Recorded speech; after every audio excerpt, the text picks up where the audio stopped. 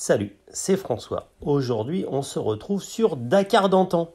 Et pour parler BMW, les motos BMW au Paris-Dakar et l'incroyable déroute de ces mêmes motos au Dakar 82. Il faut dire que le nom de BMW est associé au Dakar depuis quasiment la création de l'épreuve. D'abord, en 79, Fenouil, c'est son surnom, vient avec sa moto, une 800 GS, préparée et adaptée à l'Afrique et marque les esprits, même si cet engagement est purement privé. Dès 80, la marque s'engage de façon plus officielle avec deux machines pour le grand et regretté Hubert Auriol et toujours Fenouil, avec une 5e place au général pour ce même Fenouil. Mais c'est en 80 que la firme bavaroise frappe fort avec la première victoire au général pour Hubert, le 4e et 7e rang pour les deux autres machines officielles et même le 15e pour l'Oiseau, seul privé sur BMW à finir cette édition. Ainsi, fort de cette victoire éclatante, le choix de partir sur le rallye au guidon d'un bicylindre flat twin paraît judicieux. Du coup, en 82, il n'est pas moins de 13 BMW qui sont engagés, dont 4 motos 980 GS officielles et 9 machines privées, allant de la série 7 R75 et R80 à des RT1000 en passant par les traditionnels GS800. 82 devait donc être encore une fois l'année BMW sur ce Dakar. Mais cette année reste encore à ce jour l'année où la marque sera la plus représentée côté moto sur les 40 éditions du rallye. Ainsi au départ, on trouvait 4 motos officielles, 3 pour les pilotes traditionnels dont Hubert Auriol, Fenouil et le nouveau venu Raymond Loiseau, plus une 4e quasi identique pour Éric Breton, aussi le regretté.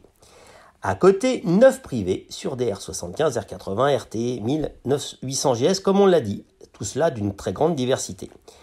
Tout était écrit pour que 82 soit l'année de la confirmation de la suprématie de BMW sur le Dakar. Le team officiel est impressionnant. Les motos d'usine sont passées à 1000 cm3 et la puissance a grimpé à 75 chevaux au lieu de seulement 50 finalement. Les soucis d'amortisseurs rencontrés l'année passée avaient été réglés, bref, la victoire pouvait être gravée sur les tablettes quasiment.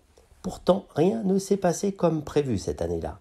Le sort s'est acharné sur les motos et ou les pilotes et de jour en jour, tous les concurrents BMW, amateurs ou professionnels, ont subi la malédiction qui s'était abattue sur eux lors de ce Dakar. Dès le départ, la numéro 93, André Faure disparaît des classements. Il n'est pas pointé aux 2 prologues d'Olivet et des Garrigues, pourtant on a une photo de lui au départ du premier prologue. Que lui est-il arrivé ?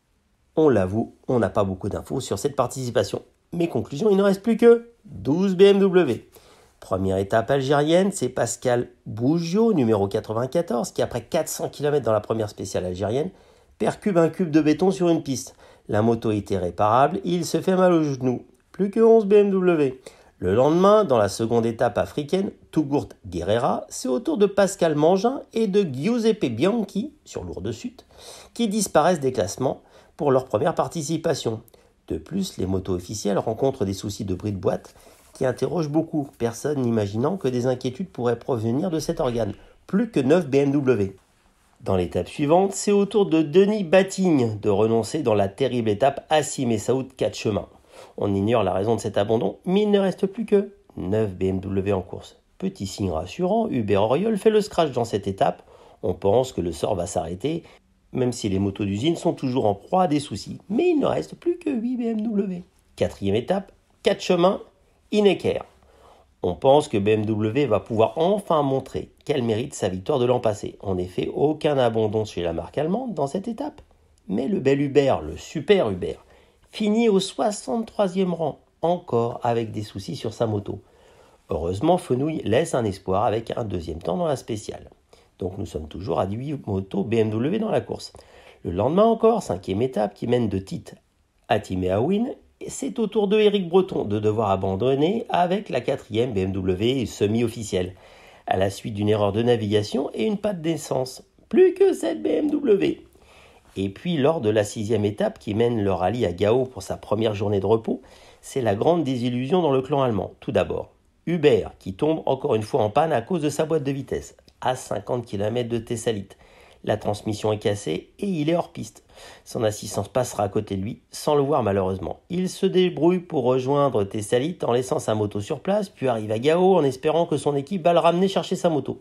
Et là, il apprend que malgré un 15e et 17e temps pour fenouiller l'oiseau, l'équipe BMW officielle a décidé de se retirer du rallye. Il n'y a plus d'assistance pour réparer les motos dont les boîtes de vitesse cassent les unes après les autres. C'est la désillusion totale pour tous les pilotes officiels. Chez les privés, c'est aussi une étape terrible, avec Hartstein qui chute lourdement et Arami qui crève son carter. Là encore, les deux doivent malheureusement abandonner directement.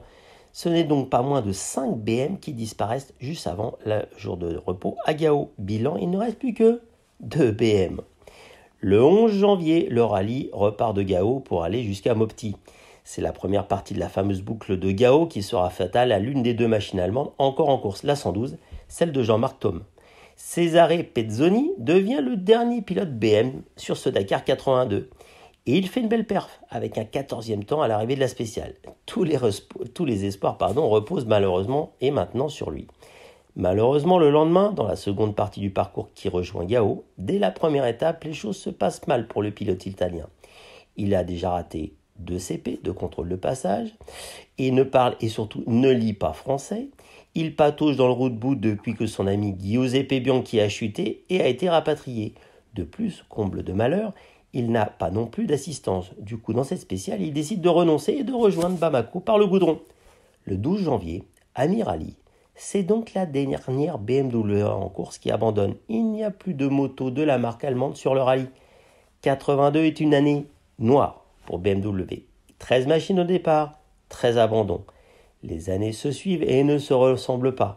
Malheureusement, si l'on peut se référer à la victoire de 81, mais heureusement, car ce désastre va être à l'origine du renouveau de BMW sur le rallye en 83. En effet, dès l'année suivante, BMW, qui a appris de cette maudite édition 82, va revenir encore plus fort et associer son nom à la victoire moto du Dakar les 3 éditions suivantes, avec Hubert en 83 et Gaston raillé en 84 et 85, effaçant ainsi de la plus belle des manières l'affront et la bérésina subie en 82. Comme quoi, à toute chose, malheur est bon. Ce superbe texte est de Jeff de Dakar d'antan. Je vous rappelle que vous pouvez retrouver l'intégrale et surtout les photos de ce superbe article sur le site Dakar d'antan. Et bien sûr, vous abonner au podcast Dakar d'antan sur toutes les plateformes audio existantes. Google Podcast, Apple Podcast, Deezer, Spotify et tout plein d'autres. Mais ce sont les principales. À bientôt.